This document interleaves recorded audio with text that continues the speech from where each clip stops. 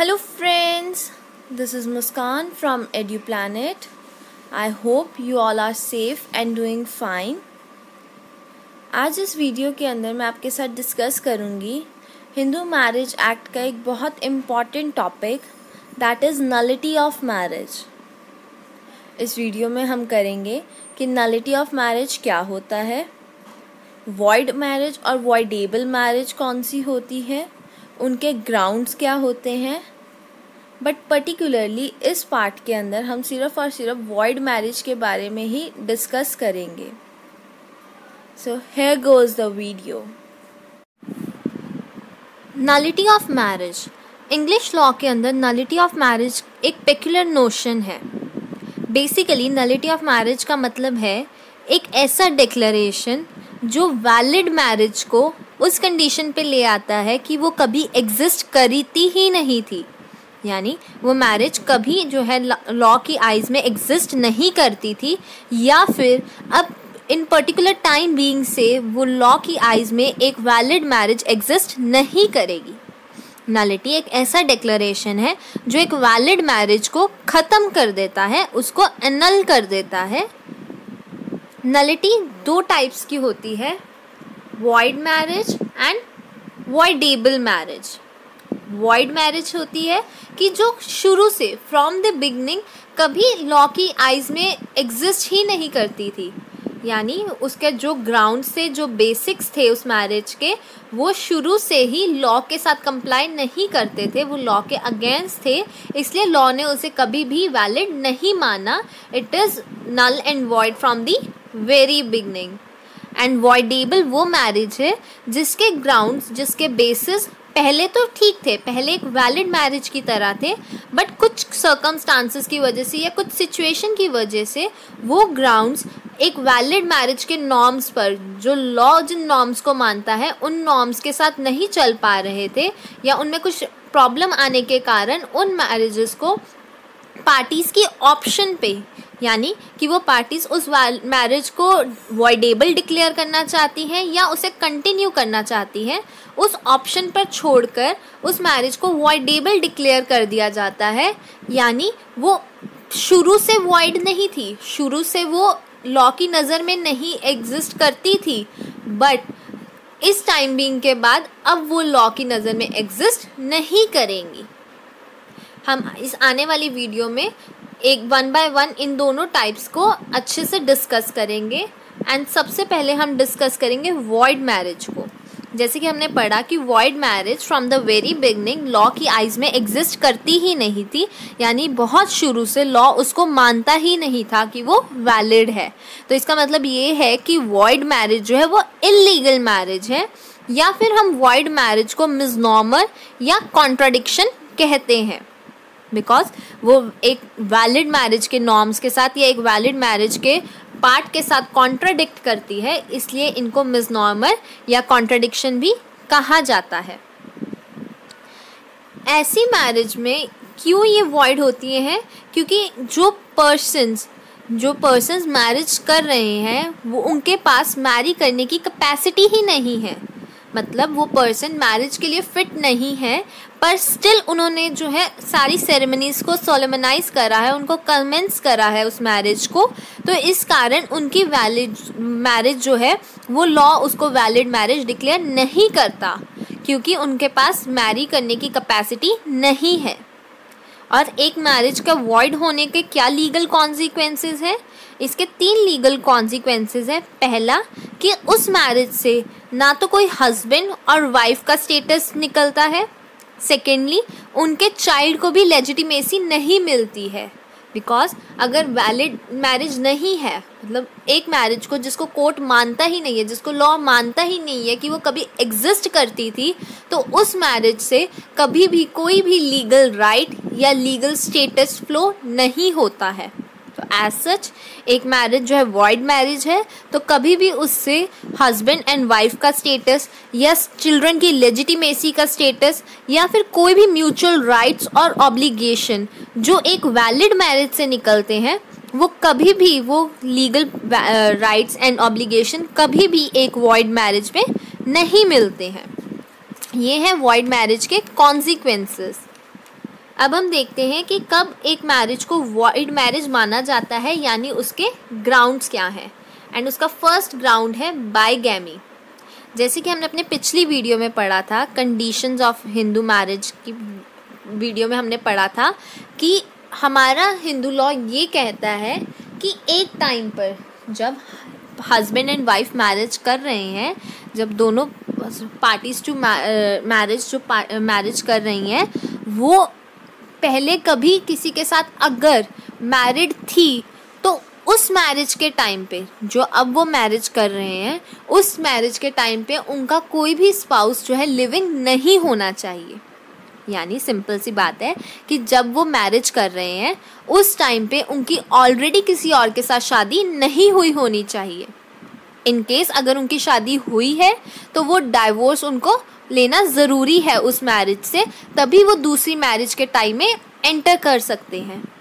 In case अगर उन्होंने अपनी पिछली शादी से डाइवोर्स नहीं लिया और दूसरी शादी को वो कमेंस करने जा रहे हैं, उस एक्ट को वो कमिट करने जा रहे हैं शादी के, तो उस एक्ट को बाइगैमी माना जाएगा।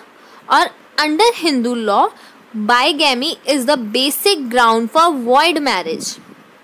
यानी अगर किसी भी स्पाउस ने बाइगैमी को कॉन्स्टिट्यूट करा है, कोई भी स्पाउस बाइगैमी करता है, यानी एक टाइम पर दो शादी करता है, 2 या 2 से ज़्यादा शादी करता है, तब वो उस मैरिज को जो है, जो उसकी सेकंड मैरिज होगी, उसको वॉइड मैरिज डिक्लेयर कर दिया जाएगा।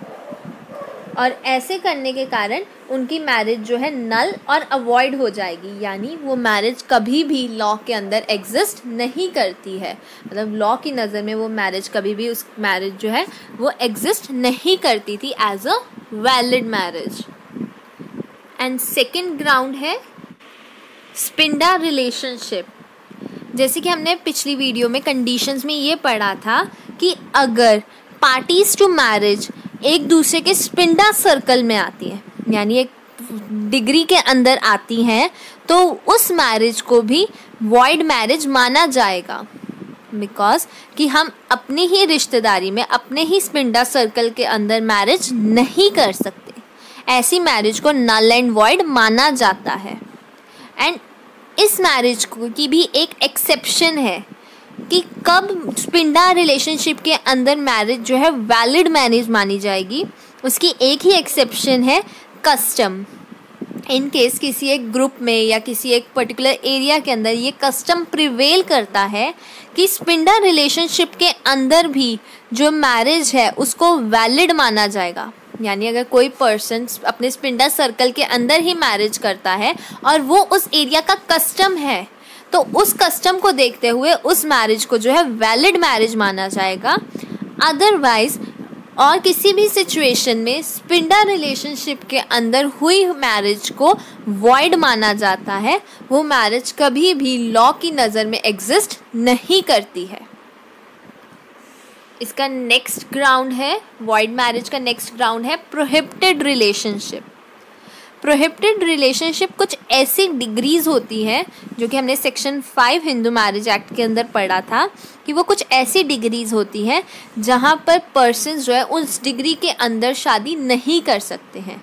For example a husband and his sister in law और हिज ब्रदर्स वाइफ, वो एक दूसरे के साथ मैरिज नहीं कर सकते हैं। फॉर एग्जाम्पल एक लड़का और वो अपनी भाभी के साथ शादी नहीं कर सकता या अपनी साली के साथ शादी नहीं कर सकता according to our Hindu law. और अगर इस केस में इस प्रोहिबिटेड रिलेशनशिप के अंदर की कोई मैरिज कर लेता है तो उस मैरिज को जो है वॉइड मैरिज माना जाता है। यानी उस टाइप की मैरिज को जो प्रोहिबिटेड रिलेशनशिप के अंदर हुई है, उस मैरिज को लॉ कभी भी वैलिड मैरिज नहीं मानता है अनटिल एंड अनलेस ऐसा कोई कस्टम प्रिवेल करता है। जैसे कि मैंने स्पिंडा रिलेशनशिप में बताया कि अगर किसी पर्टिकुलर एरिया में या पर्टिकुलर ग्रुप के अंदर कोई ऐसी हमारे पास कस्टम प्रिवेल करता है उस एरिया या ग्रुप के अंदर कि जहाँ प्रोहिबिटेड रिलेशनशिप के अंदर भी मैरिज को जो है वैलिड माना जाता है, उस केस को छोड़कर किसी और केस में, यानी अगर वहाँ पे कोई कस्टम प्रिवेल करता है तभी सिर्फ उस मैरिज को वैलिड माना जाएगा, अनटिल एंड अनलेस, अदरवाइज उस मैरिज को जो है कभी भी वैलिड मैरिज नहीं माना जाएगा। And the last ground is requisite ceremonies, यानी कि जब मैरिज की कमेंसमेंट हो रही थी, जब मैरिज सोलेमनाइज हो रही थी, तब अगर पूरी रिक्विजिट सेरेमनीज और राइट्स को परफॉर्म नहीं किया गया है, यानी सारे रीति रिवाजों को फॉलो नहीं किया गया है जो एक वैलिड मैरिज के अंदर ज़रूरी है, तब अगर वो सारे रीति रिवाज नहीं पूरे हुए हैं तो उस मैरिज को हम वैलिड मैरिज नहीं डिक्लेयर कर सकते, वो मैरिज अपने आप ही वॉइड मैरिज बन जाती है। तो ये था वॉइड मैरिज। वॉइड मैरिज एक ऐसी मैरिज होती है जिसे कोर्ट या लॉ कभी भी एक वैलिड मैरिज का स्टेटस नहीं दे सकता। वो फ्रॉम द वेरी बिगनिंग वो एक जो है वॉइड मैरिज होती है, वो अनल्ड मैरिज होती है, मतलब जिसकी कभी भी स्टार्टिंग से फ्रॉम द वेरी बिगनिंग उसे कभी भी एक वैलिड मैरिज का दर्जा नहीं मिला। इसके ग्राउंड से बेसिकली बाइगैमी, कि अगर कोई पार्टी टू मैरिज अगर बाइगैमी को कंस्टिट्यूट करता है या कमिट करता है तो उस मैरिज को, जो उसकी सेकंड मैरिज या थर्ड मैरिज होगी, वो मैरिज जो है वॉइड मैरिज डिक्लेयर हो जाएगी। सेकंड इसका ग्राउंड था स्पिंडा रिलेशनशिप, कि अगर स्पिंडा सर्कल के अंदर मैरिज होती है, अगर वहाँ पे कोई कस्टम प्रिवेल करता है तभी सिर्फ उस मैरिज को वैलिड माना जाएगा। इन केस अगर कोई कस्टम प्रिवेल नहीं करता है तो उस मैरिज को जो है वॉइड मैरिज माना जाएगा। Last comes the prohibited relationship, कि अगर किसी प्रोहिबिटेड डिग्री के अंदर जो है अगर मैरिज होती है तो उस मैरिज को जो है वॉइड मैरिज माना जाएगा अनटिल एंड अनलेस कोई कस्टम प्रिवेल करता है। And the last is requisite ceremonies, कि अगर सारे रीति रिवाजों की पालन नहीं किया गया है, सारे रीति रिवाज नहीं निभाए गए हैं, देन उस केस के अंदर उस मैरिज को जो है वॉइड मैरिज माना जाएगा। अब हमारी आने वाली वीडियो के अंदर हम करेंगे वॉइडेबल मैरिज। उसमें हम देखेंगे कि वॉइडेबल मैरिज क्या होती है, उसके एस्पेक्ट्स क्या हैं और कौन से ग्राउंड्स जो एक वैलिड मैरिज को वॉइडेबल मैरिज बना देते हैं। आई होप आपको ये वीडियो ज़रूर पसंद आई हो। If you liked our video then do like, share and subscribe. And in case if you have any suggestion or any query, feel free to send us the message in our chat box or in our comment section. Thank you.